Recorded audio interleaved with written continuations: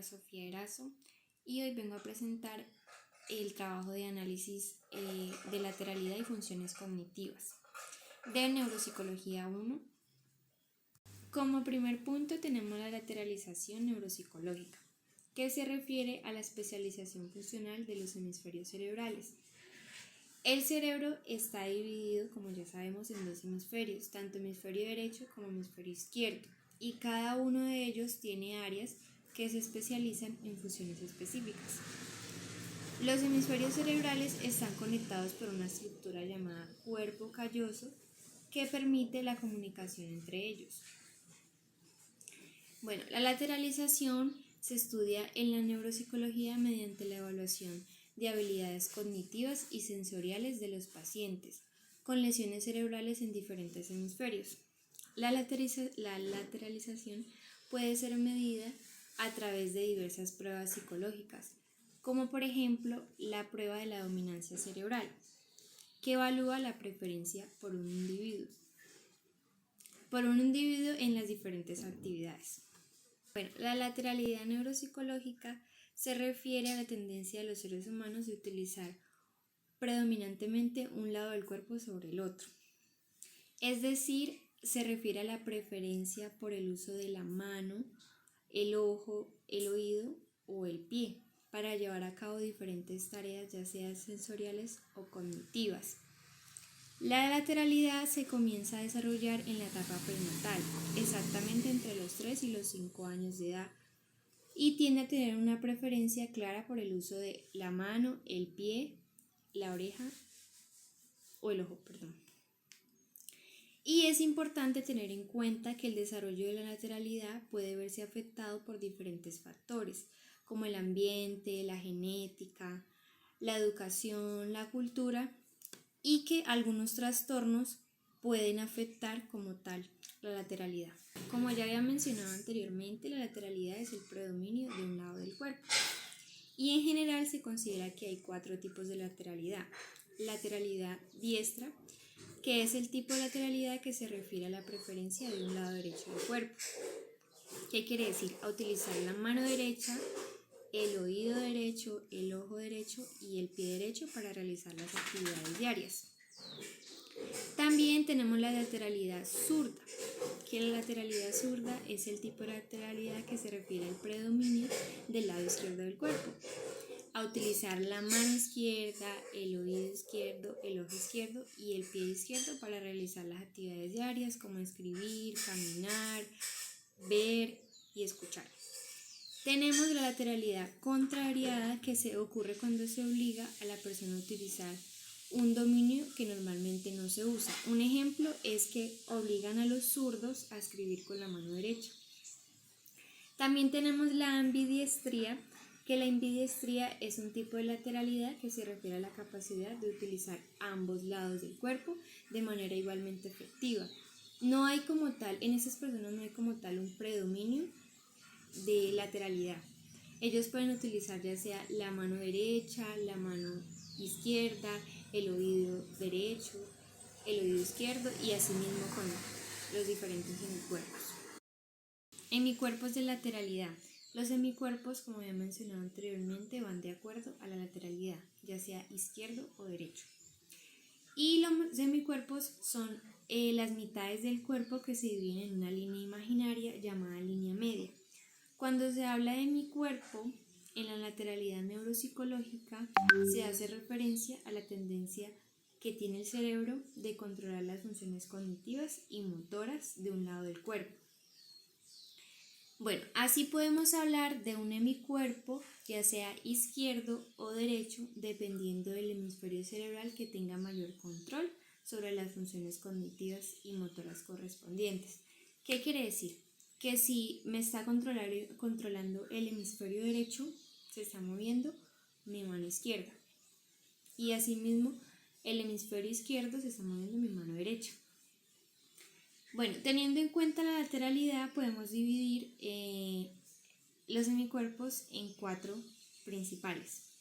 Primero, dominancia visual, que se da a través de la visión binocular, la cual enfoca la imagen y la textura de lo que queremos ver. ¿Qué quiere decir?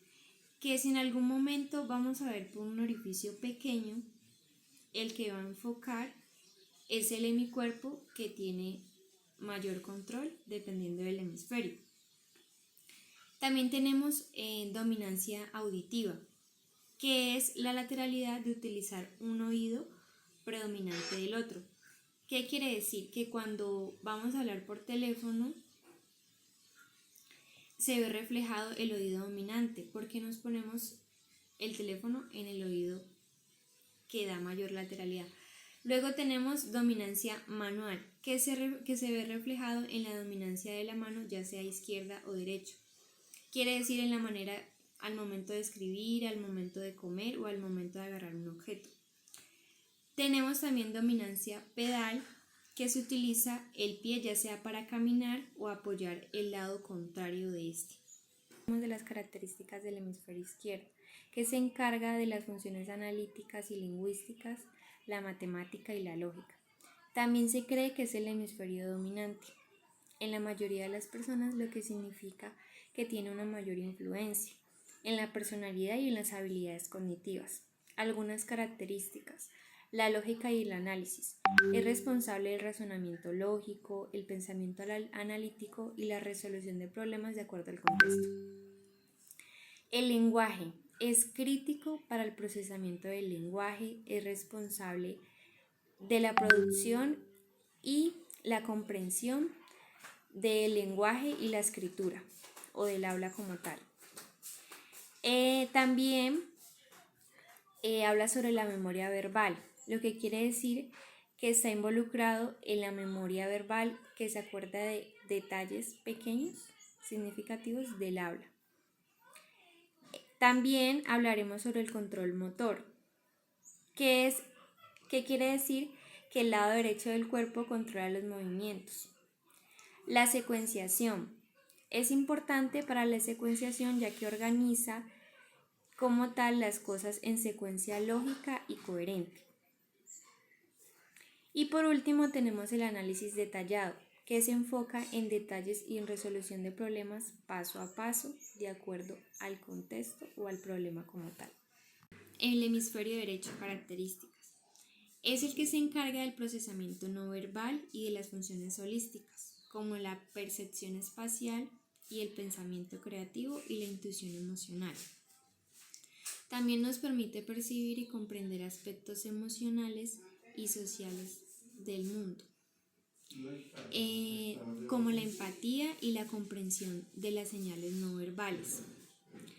Principal característica es el encargado del procesamiento visual y espacial, lo que quiere decir que se encarga de la percepción de formas y orientación espacial. Como segunda característica tenemos la creatividad y el pensamiento divergente, que se asocia con lo que implica la capacidad de generar soluciones a muchos problemas y pensar fuera de lo normal o fuera de lo convencional, relacionándolo con otros contextos. Tenemos reconocimiento de emociones y expresiones faciales, que está involucrado con el reconocimiento de las emociones, así como la comprensión del tono emocional y de la comunicación. También tenemos el procesamiento de la música, que es el que se encarga de reconocer las melodías, el que se encarga de reconocer las melodías y los ritmos. Tenemos la memoria no verbal, que ya es la que está involucrada en reconocer las imágenes y contextos visuales. Ahora va la interacción entre los hemisferios. Aunque cada hemisferio del cerebro tiene sus propias características distintas, ambos trabajan en conjunto para así permitir una función de manera más efectiva. ¿Qué quiere decir? Que la interacción entre los hemisferios es fundamental para el aprendizaje de la memoria y la resolución de problemas. Cuando hay un hemisferio dominante, el otro lo complementa como tal y ayuda a mejorar las habilidades y las capacidades al máximo. Funciones cognitivas. Las funciones cognitivas son un conjunto de habilidades, valga la redundancia, cognitivas, que nos permiten planificar, organizar, regular y ejecutar tareas, identificando los comportamientos adaptativos. Estas habilidades están relacionadas con el control cognitivo y emocional y conductual. Son esenciales para el aprendizaje, la toma de decisiones, la resolución de problemas, la interacción social, es decir, son el conjunto de capacidades cognitivas necesarias para controlar y autorregular la propia conducta. Este conjunto de funciones es de gran importancia para los humanos, pues lo usamos a diario para desenvolvernos en nuestro entorno, para alcanzar aquellos objetivos propuestos y son indispensables a la hora de planificar nuestro día a día. Por ejemplo, levantarnos, qué tenemos que hacer, en qué orden, en qué momento y cuándo lo vamos a hacer. Tipos de funciones ejecutivas. Las funciones ejecutivas son desarrolladas desde el primer año de vida y continúan hasta la adolescencia como tal.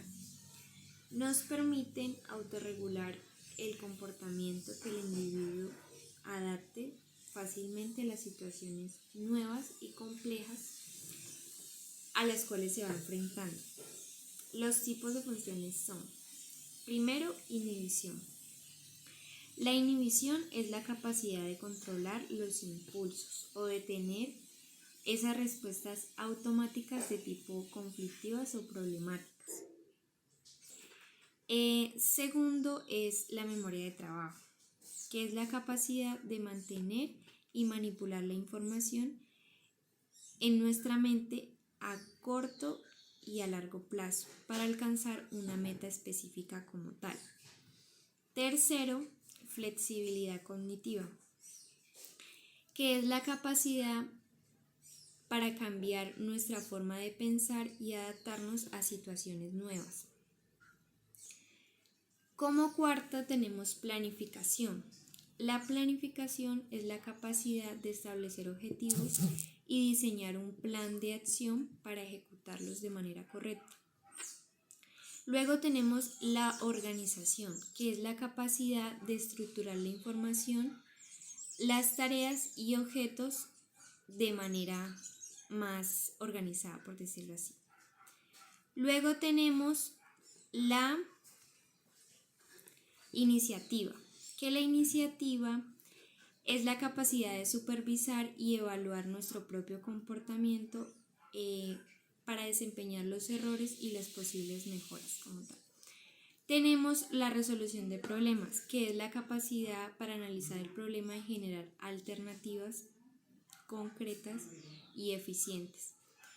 La toma de decisiones, que es la capacidad de elegir entre varias opciones en función de nuestras metas y preferencias de acuerdo al comportamiento. Cabe destacar que estas funciones trabajan en conjunto para un mejor desarrollo de nuestros comportamientos. Tenemos las áreas neuropsicológicas implicadas en las funciones ejecutivas. Como principal tenemos el lóbulo frontal, la corteza prefrontal dorsolateral, la ventromedial y la medial orbitofrontal. Cada una de estas áreas tiene funciones específicas relacionadas con la planificación, la toma de decisiones, el control de impulsos y la memoria de trabajo. Tenemos los ganglios basales que están involucrados en la regulación de movimientos, las funciones cognitivas y complejas. Tenemos el cingulado anterior que está involucrado en la regulación emocional y la resolución de conflictos. Tenemos también el área parietal que está involucrada en la integración sensorial y espacial. Tenemos el cuerpo estirado que está involucrado en la planificación, la organización y el control inhibitorio. Tenemos el tálamo que está relacionado con la atención selectiva y la memoria de trabajo. Y tenemos la amígdala que está relacionada con la regulación emocional y la toma de decisiones basadas en las emociones. Deficiencias en las funciones ejecutivas.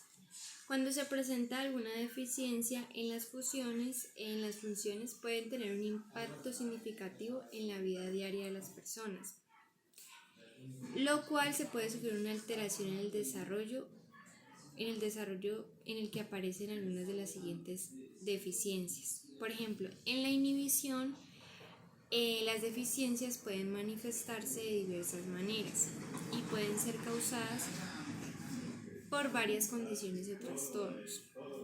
Por ejemplo, tenemos el trastorno por déficit de atención e hiperactividad, conocido como TDAH, que puede tener dificultades para controlar los impulsos y para inhibir respuestas automáticas, lo que puede manifestarse en comportamientos impulsivos e inapropiados para mantener la concentración o la atención en una actividad durante periodos prolongados. Y también tiene la dificultad de abandonar la tarea o actividad o cambiarla como tal para mejorarla. En sí, se presenta la dificultad para controlar los impulsos. Bueno, continuando con las deficiencias, tenemos las de la memoria de trabajo, que en este caso tenemos la enfermedad de Alzheimer, que es una enfermedad o un tipo de demencia que es afectado especialmente en las células del cerebro. Como vemos en la imagen, las neuronas se van enredando y se van desconectando como tal. ¿Qué quiere decir? Pues que no hay comunicación entre ellas y los pensamientos, los comportamientos y los sentimientos se ven afectados. Este tipo de demencia afecta la memoria y otras funciones cognitivas, incluida pues la memoria que trabaja a corto plazo, como es la función ejecutiva, como por ejemplo afecta dónde se encuentra la cartera, la identificación de personas, dónde debo comer, qué debo comer, cómo cocinar, cómo adaptarme. Todo este tipo de cosas afectan la memoria.